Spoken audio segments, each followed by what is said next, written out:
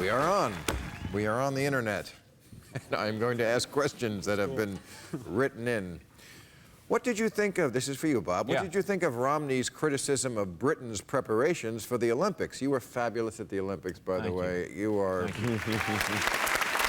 I cannot imagine anyone else hosting an Olympics, and please don't make me.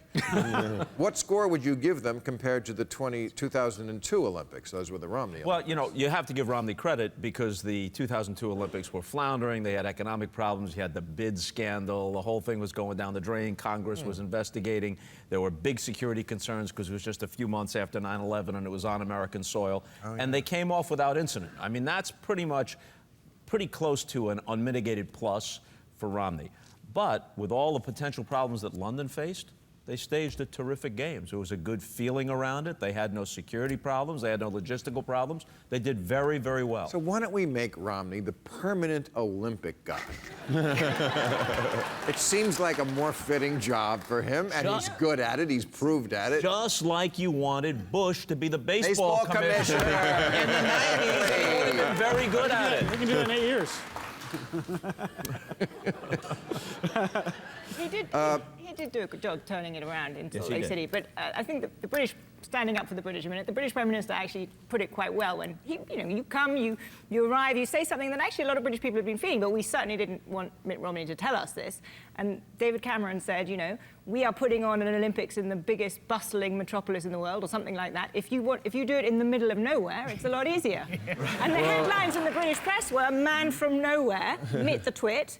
All kinds of, the British media went wild about it. Well, Romney spends every day telling the incumbent how bad of a job he's doing. I think he just forgot where he was and thought he could talk to David Cameron the same way. And why can't the royals keep their clothes on? Really? Did you see those pictures today of Kate Middleton's tits? I expected more from her. Literally. John Legend, what is the shortest amount of time it has ever taken you to write a hit song? Oh, I was wondering where this is going. Well, I care not to disclose. No. No. I've heard other pop stars say the ones you write quickly are the hits. Well, my biggest song, as far as radio spins, is Green Light, and I wrote that in about 3 hours. 3 hours? That's pretty quick. Yeah. That's pretty good lolly. Most of my songs I write between like 3 to 5 hours. Wow. Does the melody and the lyric always come together at the same time? Or The do you music sometimes usually have a comes melody first. and no lyric? The music usually comes first, and I usually make the lyrics work for the music. Come on, Bob. It's still my show. All right, sorry. Yeah. He's a great interviewer. He wants that back. I got his taste for it back. That's the question you always ask everybody. I do not like little kids. Who am I kidding? You're better at this. You would not have lost that quote. Okay. Chris Hayes, why do you think so many people overreacted to your comments on the use of the word heroism? Are we overusing the word in our military spectrum today? People reacted because it's an incredibly, understandably sensitive topic. There are people who... What did you say? I said, the precise words I said, it was on Memorial Day, so the timing, I think, was part of why people reacted so strongly. I said that I was uncomfortable with the way that the word hero is being used. And I think what I learned from the reaction to it, there were sort of two kinds of ways people reacted. One, I think there was a kind of disingenuous bullying that happens in media firestorms in any case, right? Like, I don't know about that. And then there were people who reached out to me and emailed me and said, who the hell are you? My brother died in Fallujah.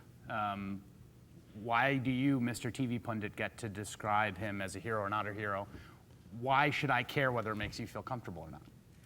And that affected me. And I think that what I came away from it thinking is that the word is not something that it is really for a cable news pundit to bestow or deny to people. That ultimately, the point that I was trying to make in that show, and the point that I think pertains to this day, as we saw a Republican convention with a nominating speech in which the 87,000 soldiers in theater in Afghanistan were not mentioned, is that increasingly it is the case that we are in permanent war footing, and the amount of people that have to fight those wars and have to pay the price for those wars, whether it's in family members being away, hardship, death, grieving, are removed from the general population, and that distance is untenable. We can't keep doing it. I thought Obama was great today talking about the 4 bodies that came home from Libya. I would say they're heroes because my definition has always been simple. A victim is someone who finds themselves in harm's way. A hero is someone who puts themselves in harm's way. For a greater cause, too. And Yeah. You know, those folks in Libya are doing amazing work in very dangerous circumstances, and they do it because they believe in the ideals that we would like to say we represent. And so they're going there saying, we care so much about having a peaceful democracy there that we're willing to put our lives on the line to be there. And so I consider them heroes for sure. I Yeah, do the other too. thing about this, we put such a huge burden on such a small percentage of the population. And that is, you know, it's the small, we're not all, it's not shared No sacrifice. drafts, no shared There's no- experience. yeah, and if you're not just talking about the troops, you're also talking about the families. And that is the thing that we have to understand, that they are in a way heroes because there's so few of them protecting so many. Okay, John, here's the question for you. Bill, can you ask John how he feels about the snub the GOP and the Romney campaign are giving Sarah Palin and the Tea Party? What are your feelings about Sarah Palin? I thought Sarah Palin gave a great speech 4 years ago. Not. Well, And full stop. it certainly went over well. I mean, it was a worked. terrific delivery. I think, you know. It got them excited. She wanted to be serious. She probably shouldn't have quit in the middle of her job as governor. And now she's a full-time pundit, so I am too, which is great. So I take her about as seriously as I take myself. And she was, she was rated she was rated much more highly by the fact checkers than Paul Ryan, by the way. She actually her assertions were considered mostly true, and most of Paul Ryan's political assertions were false. I would also say about That's that an speech, interesting- she also wrote that speech herself. So there you go. Oh. So at least she basically told the truth in her did. speech. Anytime I hear that in politics, I'm like, She peaked in the first inning. Okay.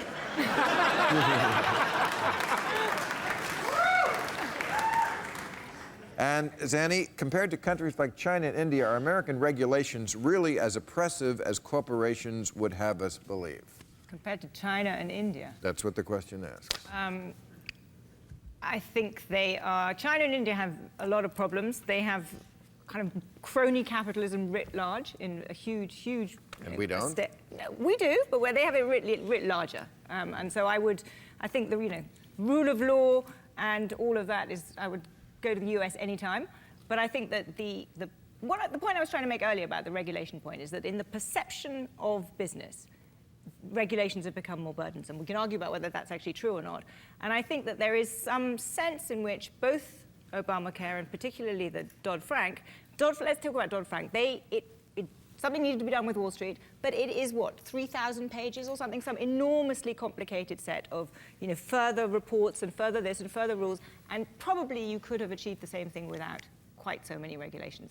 Now, I don't think that the US is a very business-friendly place. The US has its own share of crony capitalism, you're absolutely right, and stuff should be done about that. It's in a different league to China and India. Okay. Thank you, panel. Thank you, audience. You were terrific. We'll see you in a week. Real Time with Bill Maher. Ask Bill and his guests your questions right after the show at HBO.com.